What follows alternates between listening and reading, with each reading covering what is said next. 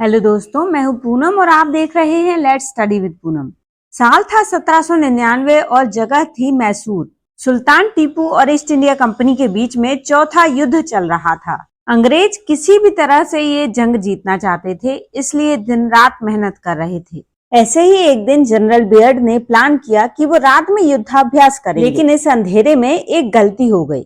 अंधेरे में युद्धाभ्यास करते हुए सैनिकों को पता ही नहीं चला कि वो दुश्मन के बहुत करीब पहुंच चुके हैं और कभी भी दुश्मन की तोपों का शिकार बन सकते हैं। इसी समय जनरल बियर्ड की सेना के एक जवान ने आसमान के सितारों में कुछ गड़बड़ देखी। उसे कुछ अजीब लगा। जल्दी ही उसे ये समझ आ गया कि यदि इस एक्सरसाइज को यही नहीं रोका गया तो उनमें से कोई भी जिंदा नहीं बचेगा। जनरल बियर्ड को आगाह किया गया और जनरल बियर्ड की सैनिक टुकड़ी दुश्मन की तोपों का शिकार होने से बच गई।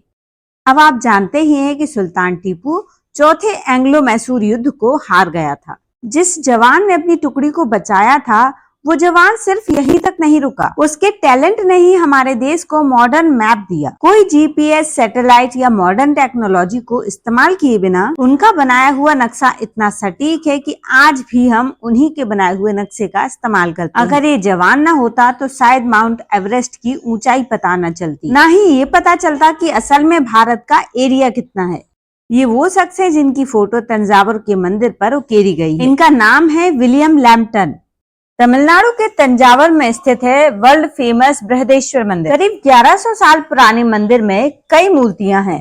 कारीगरी के इस बेमिसाल अजूबे में एक भित्ति चित्र ऐसा भी है जो बेहद अजीब है। हिंदू मंदिर में यूरोपियन आदमी का भित्ति चित्र बना हुआ है, जिसके सिर पर हैट है और उसने कोट पहना हुआ है। यही शख्स विलियम लैम्पटन है। 19वीं सदी के शुरुआत में जब लैम्पटन भारत का मैप बना रहे थे, तब वो बृहदेश्वर मंदिर के गोपुरम पर चढ़ गए और अपने साथ सैकड़ों किलोग्राम वजनी मशीन भी लेकर चले। अब जब वो सर्वे कर रहे थे तो उनका इंस्ट्रूमेंट गलती से बगल वाली दीवार पर जा गिरा, जिससे उस दीवार का एक भित्ति चित्र खराब हो गया। विलियम लैम्पटन को लगा कि लोग देखेंगे तो नाराज हो जाएंगे और लॉ एंड ऑर्डर की सिचुएशन भी बन सकती है। इसीलिए उन्होंने कुछ ही दिनों में उस चित्र को रिस्टोर कर दिया। तभी उन्हें कुछ खुराफात सूझी और उन्होंने चित्र में अपना चेहरा बना दिया। इसी वजह से आपको आज भी उनका चेहरा इस मंदिर में दिखाई दे जाएगा।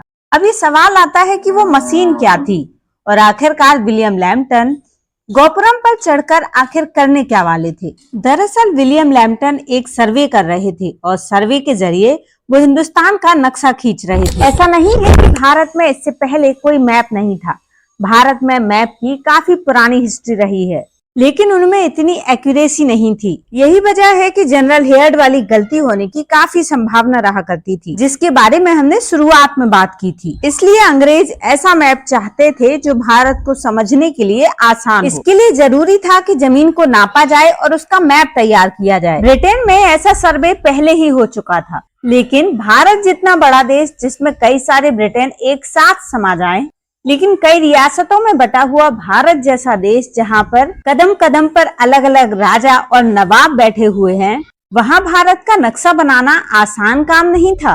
हालांकि भारत की पूरी जानकारी के लिए अंग्रेजों को ये करना था, खास तौर पर इसलिए जब प्लासी की लड़ाई जीतने के बाद रॉबर्ट क्लाइव बंगाल के गवर्नर जनरल बने, तब उन्होंने व्यवस्थित तरीके से टैक्स कलेक्ट करने के बारे में सोचा। इसलिए उन्होंने 1767 में भारत में टोपोग्राफिक सर्वे की शुरुआत की, लेकिन बंगाल में ये सर्वे कामयाब नहीं हुआ। इसी समय जब 1799 में विलियम लैम्पटन का किस्सा सुना गया तो उन्हें इस कार्य के लिए चुन लिया गया।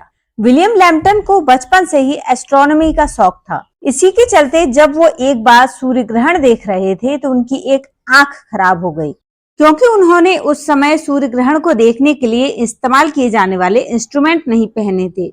तो जब वो बड़े हुए तब उन्होंने एक सर्वेयर के तौर पर काम करना शुरू किया। जब भारत में ये सर्वे शुरू हुआ तो अंग्रेजों का सीधा सा हिसाब था कि जितनी जमीन का अंदाजा होगा उस हिसाब से टैक्स कलेक्ट किया जाएगा। लेकिन लैम्पटन का इस सर्वे को करने का दृष्टिकोण दूसरा था। उस समय साइंटिस्ट ये तो जानते थे कि धरती गोल है, लेकिन जब यूरोप में सर्वे शुरू हुआ तब ये पता चला कि धरती पूरी तरह से गोल भी नहीं है।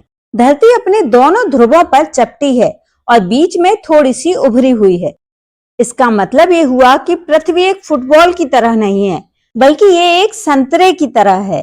लैम्पटन को जब सर्वे के बारे में पता चला तो उन्होंने सोचा कि वो धरती के कर्वेचर के बारे में भी जानकारी ले लेंगे। अब इस काम के लिए उन्होंने साल 1800 में सर्वे करने की सोची और इस सर्वे के लिए थियोडोलाइट नाम की मशीन का यूज होना जो कि उस समय अवेलेबल नहीं थी।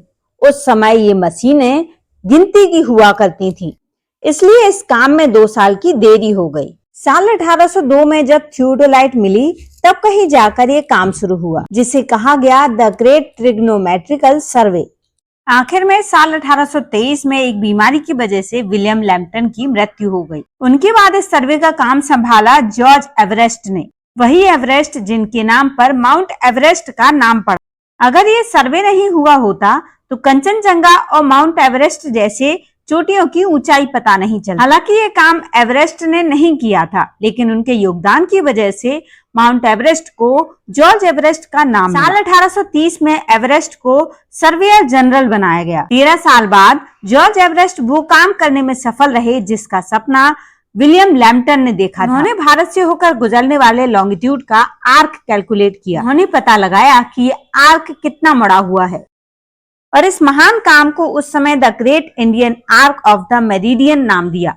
एवरेस्ट के बाद 2 और गवर्नर जनरल बने और आखिर में 1871 के आते आते ग्रेट ट्रिग्नोमेट्रिकल सर्वे का काम पूरा हुआ। कमाल की बात यह है कि ये सर्वे इतना एक्यूरेट था कि यदि मॉडर्न टेक्नोलॉजी से आप कंपेयर करें तो 0.002% का डिफरेंस मिलता है। आज भी जो हम मैप यूज करते हैं उसकी आधारशिला इन्हीं विलियम लैम्पटन ने रखी थी।